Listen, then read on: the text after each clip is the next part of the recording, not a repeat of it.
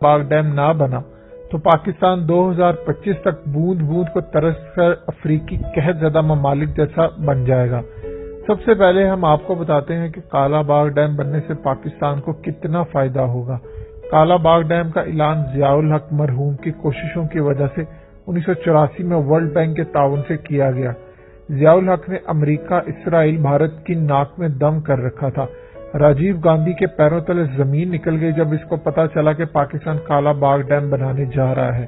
ज़ियाउल हक ने फैसला किया कि अफगान जंग खत्म होते ही कालाबाग डैम की तामीर मुकम्मल हो जाएगी और हम इतना पानी जमा कर लेंगे कि अगर भारत ने पाकिस्तान पर मैली आंख से देखा भी तो पाकिस्तान भारत में बहुत ज्यादा पानी छोड़कर आधा भारत तो कम से कम सैलाब में बहा ही देगा।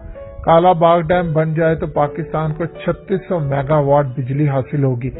इससे पाकिस्तान की लोड शेडिंग का 85% खात्मा हो जाएगा। कालाबाग डैम 5 साल में मुकम्मल होगा। इस पर $8 अरब लागत आएगी और हर साल $3 अरब का मुनाफा होगा। ज़ियाउल हक के दौर से शुरू होने वाला कालाबाग डैम अब तक $1 अरब अपने ऊपर खर्च करवा चुका है। पाकिस्तान की आमदन में तकरीबन 15% इजाफा हो जाएगा इस डैम बनने के बाद। कालाबाग डैम की वजह से खैबर पख्तूनख्वा से दरिया की बुलंदी पर वाक़या 8 लाख रकबा काश्तकारी के काम आएगा, जिससे पाकिस्तान को बेपनाह फायदा होगा। सिंध में इस वक्त खरीफ की काश्त के लिए पानी की शदीद किल्लत है। अगर कालाबाग डैम बन गया तो सिंध की किस्मत जाग जाएगी।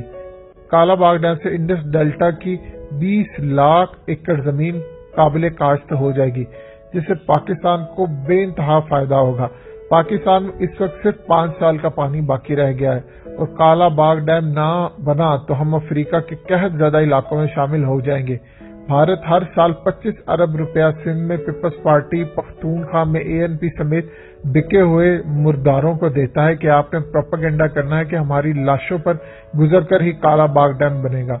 इसी तरह सिंध में जरदारी समेत बिके हुए वडेरों को भी यही हुक्म मिलता है। आप अंदाजा करें 2010 में भारत ने हमारा पानी चोरी कर लिया और फिर पानी चोरी करके जायद पानी पाकिस्तान की तरफ छोड़ दिया, जिससे पूरा मुल्क सैलाब में डूब गया। अरबों डॉलर्स का नुकसान हुआ पाकिस्तान को, लेकिन इस घटिया वली खान ग्रुप के गद्दार टोले जिसका सरगना इस वक्त असफंद यार वली और सिंध में जरदारी टोला है, इन लोगों ने शोर मचाया कि हम फिर भी मर जाएंगे, कालाबाग डैम नहीं बनने देंगे। ये लोग सुबायत फैलाते हैं। इक्तदार के लिए जरदारी, असफंद यार वली सब मिलकर पाकिस्तान को नोच कर खाने के लिए नवाज शरीफ के साथ मिल जाते हैं, मगर जब कालाबाग डैम की बारी आती है तो कहते हैं पंजाब क्यों कंट्रोल करे। ये है इन लोगों का हाल। आप जानते हैं कि भारत जरदारी और असफंद यार वली टोले को जो पैसा देता है कि कालाबाग डैम नहीं बनाना, वो पैसा किस शक्ल में दिया जाता है? वो पैसा लंदन, दुबई, हांगकांग, मलेशिया में प्रॉपर्टीज खरीद कर इनको दिया जाता है। ये है इन लोगों की असल हालत। जैसे ही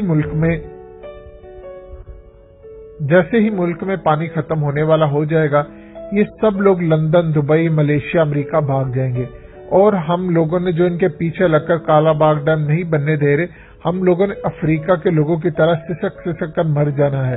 अब गेम फौज और सुप्रीम कोर्ट के साथ इस कौम के हाथ में है। ये लोग चाहे तो जो इसकी मुखालफत करे उनको टैंकों के नीचे लिटाकर कत्ल कर दें और इन सब की बाद जो प्रॉपर्टीज है, जो रॉ भारत इनको 25 अरब रुपया सालाना देता है, इसका हिसाब भी लें। दोस्तों, हमारा चैनल सब्सक्राइब करें।